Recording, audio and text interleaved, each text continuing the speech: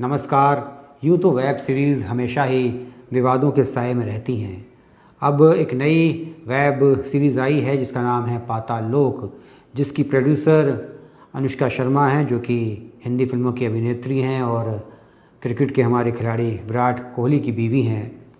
और इस web series पे इल्ज़ाम लगाया जा रहा है कि इसमें ब्राह्मणों की, गूंजरों की, त्यागियों की, हिंदू धर्म की, नेपालियों की, सबकी तौहीन की गई है। इसे कहीं ना कहीं इस तरीके से दिखाया गया है जिससे हिंदुओं की भावना को, राष्ट्रवादी भावनाओं को ठेस पहुंचती है। ये देखा तो नहीं है, लेकिन जैसा कि पढ़ा है, इसमें एक फ़ीमेल डॉग का नाम सावित्री रखा गया है और सावित्री हिंदू धर्म में एक बड़ा ही पवित्र नाम माना जाता है। सबने सावित्री और सत्यवान की कथा सुनी है। यूँ पाताल लोक से पहले भी इल्ज़ाम लगते रहे हैं वेब सीरीज़ के ऊपर। सबसे ज़्यादा जो वेब सीरीज़ विवादों के घेरे में आई थी वो थी सेक्रेड गेम्स, जिसमें वो चौकीदार वाला जो किरदार का व्यक्ति है, वो चौकीदार था पहले नवाजुद्दीन सिद्दीकी, और उसको अपने इसी व्यक्तित्व की वजह से बहुत सारे किरदार मिले। सेक्रेड गेम्स में भारत के भूतपूर्व प्रधानमंत्री स्वर्गीय राजीव गांधी के ऊपर नकारात्मक टिप्पणियाँ की गईं। इसके अलावा इमरजेंसी में जो फैमिली प्लानिंग का प्रोग्राम था उसके बारे में बड़ी भद्दी और अश्लील कमेंट्री की गई। तो इस तरीके से ये जो वेब सीरीज़ वगैरह होती हैं, ये नियम कायदों से इतर चलती हैं। इनका कोई कंटेंट नहीं होता, इनका बहुत सीधा और सिंपल फंडा है। एक कोई कहानी उठानी है, यूपी का, बिहार का कोई ऐसा ज़बरदस्त माफिया डॉन दिखा दिया जाना है जो सरेआम लोगों को गोलियां मार रहा है, जो महाशक्तिशाली है, जिसके सामने पुलिस प्रशासन सिस्टम सब घुटने टेक देता है, और फिर दबा के नंगे सीन, गालियाँ, और बन गई एक वेब सीरीज़। रातों रात टटपूंजी डायरेक्टर, प्रोड्यूसर, एक्टर, एक्ट्रेस सब लाइमलाइट में आ जाते हैं। ऐसा नहीं है कि लोगों ने इन वेब सीरीज़ के ख़िलाफ़ कोई कार्रवाई करने की कोशिश नहीं की। कई याचिकाएं दाखिल की गईं, बॉम्बे हाई कोर्ट की नागपुर बेंच में भी और दिल्ली हाई कोर्ट में भी, लेकिन आज तक कोई उनका नतीजा नहीं निकला।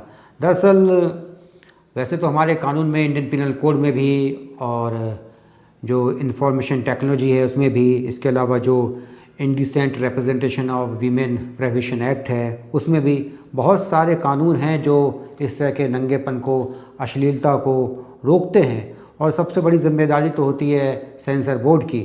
लेकिन कितनी अजीब बात है कि ये जो OTT हैं, ओवर द टॉप प्लेटफॉर्म, इसमें तमाम तरह का नंगापन दिखा दिया जाता है। वहीं अगर फिल्मों में अगर कोई ज़रा सी भी गाली होती है तो उसे भी काट दिया जाता है। कहो ना प्यार है पिक्चर थी राकेश रोशन की, उन्होंने तंज कसा था सेंसर बोर्ड के ऊपर कि मेरी फिल्म को पास कर दिया उन्होंने, कई उसमें खामियां गिनाई। उसमें एक गाली थी जिसमें हीरो या हीरोइन कहता शिट को काट दिया सेंसर बोर्ड ने। इसके अलावा जब हम टेलीविज़न पे फिल्में देखते हैं तो उस पर हरामज़ादा, कुत्ता, साला, ये हमें नहीं कहना चाहिए, लेकिन बहरहाल अपनी बात को साफ करने के लिए, साबित करने के लिए कहना पड़ रहा है। तो इन गालियों को उसमें म्यूट कर दिया जाता है। लेकिन वेब सीरीज़ में तो ऐसा कुछ नहीं है। वहाँ पर तो मर्यादाओं की तो छोड़िए, हर चीज़ की धज्जियाँ उड़ाई जाती हैं। ये जो OTT over the top platform होते हैं मनोरंजन के, उसके लिए उन्हें ना सेंसर बोर्ड के किसी सर्टिफिकेट की ज़रूरत पड़ती है, ना ही उन्हें किसी तरीके के लाइसेंस की ज़रूरत पड़ती है। यही वजह है कि ये तमाम लोग बेकाबू से हो जाते हैं। और वैसे तो इस तरह के जो भी प्रोग्राम बनाते हैं, उन्होंने अपना एक सेल्फ सेंसरशिप कोड बनाया है। इसमें Hotstar, ALT, Balaji, Sony LIV, Voot, Jio, Netflix, जीज़ और बहुत सारे हैं। लेकिन इस तरह के जो इन्होंने जो बनाया है सेल्फ सेंसरशिप कोड, इसका पालन कौन करता है? क्योंकि बिना भय के हिंदुस्तान में कौन सुनता है। स्वनियमन का सबसे अच्छा काम यूट्यूब पर किया जाता है। यूट्यूब पर कोई अश्लीलता अलाउ नहीं है। अगर कोई डाल देता है, कोई अपलोड कर देता है वीडियो, तो उसकी शिकायत अगर की जाती है तो साथ के साथ एक्शन लिया जाता है। अब सबसे बड़ी दिक्कत यह है कि या तो आप सभी को छूट दे दीजिए, या तो आप फिल्म वालों को, टेलीविज़न वालों को छूट दे दीजिए, फिर देखिए नतीजा वो किस कदर कहर बरपाते हैं, तमाम मर्यादाओं को किस तरीके से वो मिट्टी में मिलाते हैं। अब ऐसा तो होना नहीं चाहिए कि एक तरफ तो कपिल शर्मा बेचारा बहुत मेहनत के साथ आपको हंसाने की कोशिश कर रहा है। दूसरी तरफ कल के नए नए आए लड़के लड़कियां सिर्फ़ और सिर्फ अश्लील बातें कर कर और शारीरिक अंगों का उल्लेख कर कर और तमाम तरह की जो अपमानित करने वाली बातें हैं, जातियों के ऊपर कटाक्ष करके, कोई बनियों के ऊपर, कोई पंजाबियों के ऊपर, कोई गुजरातियों के ऊपर, कोई मुसलमानों के ऊपर। एक है वो, मैं उसका नाम नहीं जानता, वो लड़का है, इंदौर का है वो अपने ही मुसलमानों के ऊपर तंज कसकर वो उनका मजाक उड़ाता है। अभी एक और आया था, उसने हिंदू धर्म के ऊपर इस तरह का कोई कटाक्ष किया था। तो एक तरफ तो भारत में सेंसर बोर्ड बड़ा सख्त है, दूसरी तरफ इस तरह का जो इंटरनेट का जो कंटेंट है उस पर किसी तरह का कोई नियंत्रण नहीं है। तो ये तो एक बड़ी ही विचित्र स्थिति हो गई है जिसके ऊपर सरकार को निर्णय लेना चाहिए। कभी कभी तमाम ताकत होते हुए भी सिस्टम कुछ नहीं कर पाता है। जैसा कि बहुत सारे लोगों को शिकायत रही है कि जो टेलीविज़न पर विज्ञापन आते हैं वो अक्सर लोगों की भावनाओं के साथ खेलते हैं, धार्मिक रूप से, जातीय रूप से। अभी एक आटा गूँथने की मशीन का एक एडवर्टाइजमेंट आया जो कैंट कंपनी का था। उसमें कहा कि आप अगर अपनी कामवाली से आटा गुथवाएंगे तो उससे आपको बीमारी हो सकती है, लिहाजा आप हमारी कंपनी का ये लीजिए प्रोडक्ट। इससे पहले भी जो लड़की थोड़ी सांवली है, जिसका रंग ज़्यादा गोरा नहीं है, वो इंटरव्यू में जाती है तो उसे फेल कर दिया जाता है, और जैसे ही वो एक ख़ास तरह की क्रीम लगाती है तो अचानक उसको हर जगह सेलेक्ट कर लिया जाता है। इसी तरह बच्चों का मजाक उड़ाया जाता है। एक बच्चा दूसरे बच्चे से पूछता है कि भाई तुम इतनी देर तक अपने हाथ साबुन से क्यों मांज रहे हो, और फिर कहता है कि अच्छा तेरा साबुन स्लो है क्या। एक एडवर्टाइजमेंट आया था बहुत दिनों पहले जिसमें एक आदमी पूछता है जाकर कि मकान मुझे पूछना है, तो वो कहता है किसका, गुप्ता का या गुप्ता जी का। तो गुप्ता वो होता है जिसके पास वो वाली गाड़ी नहीं होती, लंबी वाली जो गुप्ता जी के पास होती है, यानी गाड़ी होने से गुप्ता जी हो गया। तो दरअसल ये क्या है, जो क्रिएटिव फील्ड के लोग होते हैं दावा करते हैं, इन्हें किसी की भावनाओं से, किसी के जज्बातों से कोई ख़ास मतलब नहीं होता है। अगर इन्हें छूट दे दी जाए तो ये तो इस कदर अपनी हदें पार करेंगे कि हम सब अपने दांतों तले उंगलियां दबा लेंगे। ये अलग बात है कि फिर हम उनकी चमड़ियाँ भी उधेड़ेंगे। जब स्मृति ईरानी भारत की आईबी मिनिस्टर थी तो उन्होंने ऑनलाइन कंटेंट को रेगुलेट करने के लिए एक पैनल बनाया था, लेकिन जैसे ही वो आईबी मिनिस्ट्री से गई तो ये पैनल भी आईटी मिनिस्ट्री के लिए ट्रांसफ़र हो गया, जो वहाँ पहले से फेक न्यूज़ और दूसरे काम देख रहा था। और ये बात ठंडे बस्ते में रह गई, क्योंकि दोयम दर्जे के जो हमारे फिल्मकार हैं उन्हें अश्लीलता फैलाने की इजाज़त नहीं दी जा सकती। उन्हें नंगापन, धर्म, जाति, राष्ट्र, महापुरुषों और दूसरे लैंगिक और क्षेत्रीय आधार पर किसी के अपमान की इजाज़त नहीं दी जा सकती। इसके ऊपर सख्त कार्रवाई करने की ज़रूरत है, और चाहे भले इसके लिए एक नया कानून बनाना पड़े। वैसे कानून की नए की कोई ज़रूरत नहीं है। वेब सीरीज़ चलाने वालों की या ये जितने भी OTT प्लेटफॉर्म हैं, इनकी इतनी हैसियत नहीं है कि वो सरकार की सख्ती के सामने खड़े होने की हिम्मत कर सकें। दरअसल जब ये जो OTT प्लेटफॉर्म आए थे तो वो ऐसे जो फिल्मकार हैं जो किसी वजह से अपनी बात नहीं कह पाते थे, प्रोग्राम नहीं बना पाते थे, कई सारी दिक्कतें पेश आती थी, उनके लिए बड़ा वरदान साबित हुए। अमेरिका में बहुत ही उत्कृष्ट दर्जे का काम किया गया है इस तरह के प्लेटफॉर्म्स पर, और अगर देखेंगे तो उनमें और जो बड़े पर्दे पर बनाए गए प्रोग्राम हैं उनकी क्वालिटी में, उनके कंटेंट में कोई ख़ास अंतर नज़र नहीं आएगा, जबकि काफ़ी हद तक वो उन्हें चुनौती देते हुए नज़र आते हैं।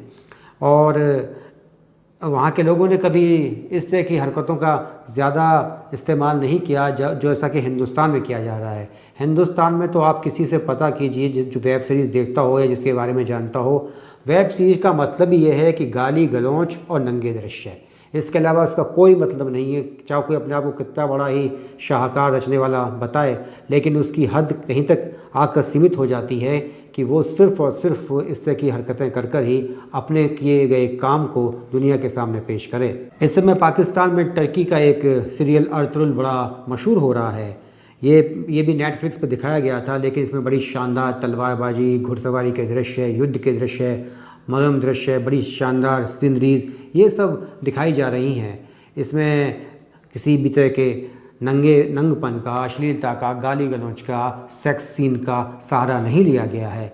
हाँ, इतना ज़रूर है कि इसमें तलवारबाजी के वक्त हाथ काटते हुए सर को धड़ से अलग करते हुए दिखाया जाता है। हिंदुस्तान में तो इस बात की आप सोच भी नहीं सकते, क्योंकि जो हमारे यहाँ पे इस तरह के प्रोग्राम बनाने वाले हैं, वेब कंटेंट बनाने वाले हैं, उन्हें तो इस तरह की बातों में कोई दिलचस्पी नहीं है। बस वो क्यों दिखाएंगे घुड़सवारी के सीन, तलवारबाजी के सीन, उनको तो गालियाँ बकनी है और नंगे सीन दिखाने हैं।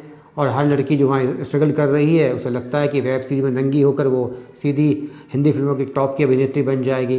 दोयम दर्जे के जो लड़के लड़कियाँ हैं वो एक्टर एक्ट्रेस बन जाएंगे, डायरेक्टर बन जाएंगे, जबकि उनके पास एक बड़ा मौका है। हिंदुस्तान में ऐतिहासिक पृष्ठभूमि में कोई ज़्यादा सीरियल नहीं बनाए जाते हैं। एक वक्त बाढ़ सी आई थी तो उसमें क्या हुआ था, उसमें बहुत सारे थे, पृथ्वीराज चौहान, चंद्रगुप्त मौर्य, रानी लक्ष्मीबाई, महाराणा प्रताप और भी कई, बाजीराव और भी कई। उसमें होता यह है कि अगर 200 एपिसोड दिखाए गए हैं तो 190 एपिसोड तक तो वो 14-15 साल का बच्चा ही होता है जो बड़े बड़े सेनापतियों को पीट रहा होता है। वही फैमिली ड्रामा, वही सास बहू के नाटकों के षड्यंत्र, इससे आगे नहीं बढ़ सकते हैं। एक अच्छा आया था वीर शिवाजी, लेकिन उसको उस वक्त जो सरकार थी उसे उसका कंटेंट पसंद नहीं आया और वो नाटक बीच में बंद कर दिया गया। अब ये एक मौका है हिंदुस्तान के फिल्मकारों के सामने कि ऐसे बहुत सारे जो ऐतिहासिक पृष्ठभूमि के विषय हैं उनके ऊपर सीरियल्स बनाए जा सकते हैं और उसमें वाकई सही तरीके से बनाए जा सकते हैं, क्योंकि जो मेन स्ट्रीम का जो फील्ड है क्रिएटिविटी का, चाहे फिल्म है और टेलीविज़न है, उस पर आप इस तरह के आप जो कत्लो आम है, जिस तरह की कहानियाँ हैं, जिस तरह का हिंदुस्तान ने वक्त देखा है, उसे आप नहीं दिखा सकते कि लाखों लोगों को सरेआम कत्ल किया जा रहा है, औरतें जौहर कर रही हैं, बच्चों को तलवारों की नोक पे उछाला जा रहा है और धार्मिक आधार पर शताब्दियों तक ज़बरदस्त अत्याचार किया है। तो इसे आप मेन स्ट्रीम में नहीं दिखा सकते। तो यहाँ पर सहारा लीजिए आप वेब कंटेंट का, लेकिन नहीं, आपको ऐसा नहीं करना है। आप तो सिर्फ़ और सिर्फ नंगापन दिखाना है और आप बनना चाहते हैं दुनिया के सामने अव्वल। जो लोग इस तरह के प्रोग्राम बनाते हैं या जो देखते हैं वो देख सकते हैं एकांत में, क्योंकि कानूनी रूप से अगर आप एकांत में पोर्न भी देखते हैं तो आपके ऊपर कोई कार्रवाई नहीं हो सकती है। लेकिन आपको चाहे भले ही उदारीकरण के बाद आपके पास कितना ही पैसा आ गया हो, आपको इस बात की इजाज़त नहीं दी जाएगी, भले ही आपको कितनी चर्बी चढ़ गई हो, कि आप भारत के धार्मिक, जातीय, ऐतिहासिक, पारंपरिक, क्षेत्रीय, भाषाई, लिंगीय भावनाओं और ढांचे का मजाक उड़ाएं। अगर आपने उड़ाने की कोशिश की तो आपके ऊपर सख्त कार्रवाई की जाएगी, आज नहीं तो कल, कल नहीं तो परसों। नमस्कार, जय हिंद।